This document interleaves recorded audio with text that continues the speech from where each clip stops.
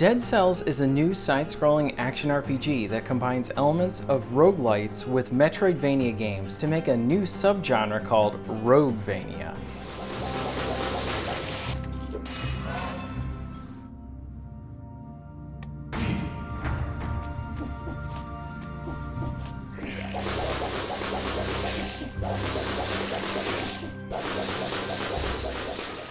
Dead Cells is both punishing and rewarding. Levels act like their own segmented mini-worlds where you can find hidden secrets and paths depending on how you go about them. The game best represents Metroidvania when you're exploring. As you progress, you'll unlock new skills that will allow you to traverse the environment better and give you access to unseen areas of the map. The first one you earn is the ability to create tall vines that allow you to reach these previously unreachable areas.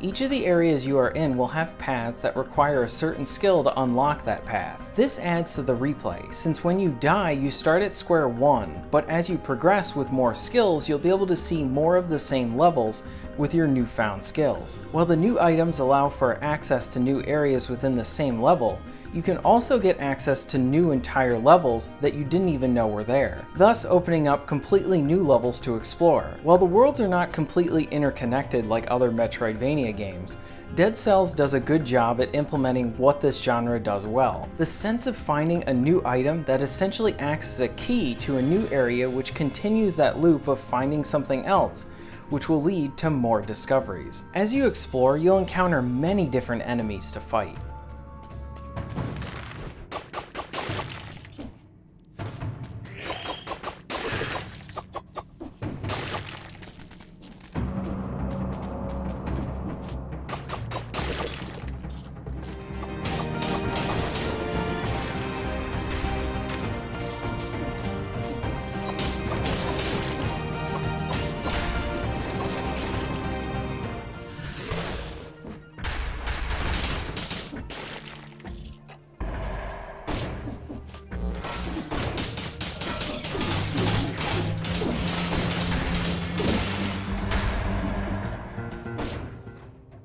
Defeated enemies will net you gold, and sometimes a dead cell. Gold can be used to upgrade your equipped weapons, along with purchasing goods at the merchant you find throughout your travels. Dead cells are used to provide permanent buffs to your character. You can gain more potions, gold retention, and the ability to increase the different types of weapons that will drop. This comes from enemies dropping blueprints to different items like better weapons. After you have acquired a blueprint, you need to put earned dead cells into those items to eventually unlock them so that you have the chance of being able to have those weapons drop from defeated enemies or showing up in shops. This way, when you find a new weapon within the game, it's because you acquired that blueprint and earned it. This gives you a good sense of progression as you are helping to feed into the different types of loot that drop within the game. Money can also be used to change up the modifiers that your current equipment has. The variety of enemies helps to keep the combat interesting. Each enemy has a few attacks that you'll need to learn to effectively dodge. Some enemies shoot projectiles that can follow you through walls. Others, when defeated, they will splinter off into smaller enemies or even bombs. Many of the combat situations will have you encountering different enemies together, making you juggle different attacks at once.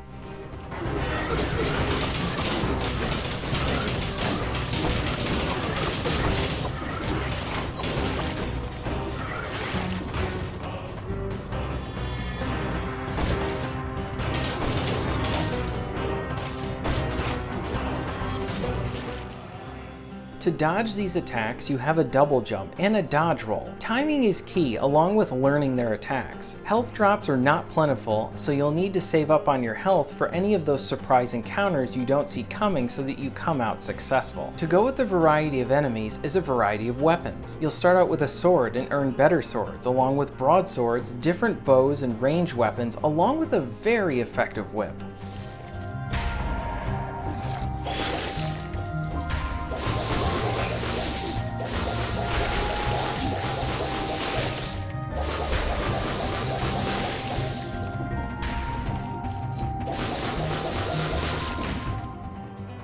The whip is useful because you can easily attack enemies that were floating above you or below you, making it a great weapon to just take out many different types of enemies on different planes. Along with your weapons, you'll have grenades and traps. The traps are useful as you can restrict an enemy's movement and then set up a turret to continually fire upon those enemies. And this can even be done to the bosses too.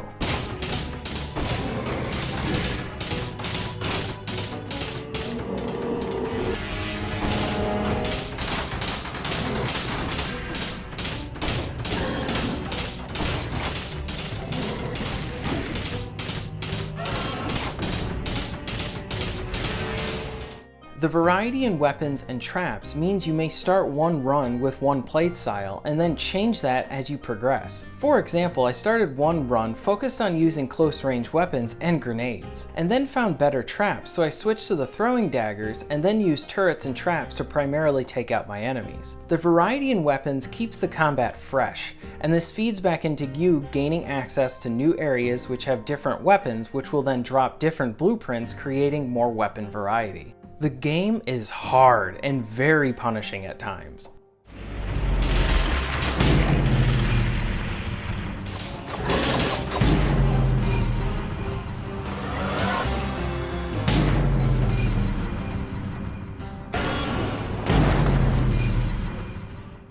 If you die, you will lose everything you had along with all the progress you made, except for any of the items and skills that you put dead cells into. Those continually stay. The fact that the game has permadeath gives the game a good sense of urgency, and I like that it features a means of progression that is continual and something you can always work on to help with each new playthrough. But death provides more than just frustration. It provides reflection. You may learn something on each run. You may learn that a specific enemy has an attack that is bested with a ranged attack rather than a close range attack. You may learn of a better path to progress throughout the area or a preferred level to go over than another. Each playthrough gives you knowledge on how to improve your skill. Plus, by starting fresh each time, this allows the game to provide you a lot of game progression within the short term with new items, level ups, and upgrades, while also giving you a long term of progression through the use of your dead cells. This all creates an addictive loop of wanting you to do just one more run. There's an ebb and flow to the combat and movement that can be really satisfying as you're flying through older levels you've now mastered. And all of this is surrounded by the game's presentation, which is delightful. The soundtrack fuels the exploration and action and complements the game nicely. Here are a few tracks from the game.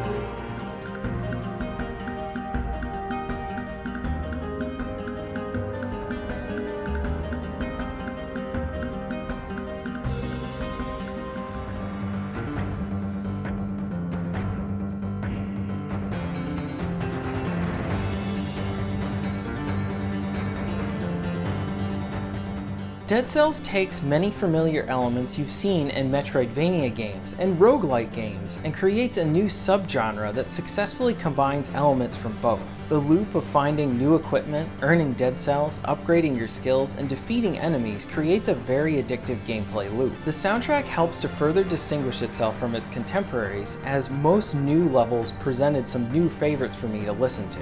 Dead Cells is rewarding, addictive, and punishing, and most definitely worth checking out. Whether you have a PS4, Xbox, PC, or Switch, definitely check out Dead Cells. And thank you very much for watching. If you enjoyed this video, please check out some of my other ones. If you'd like to help support the channel, check out my Patreon page at the end of this video and the description down below. Thanks again, and I'll see you next time.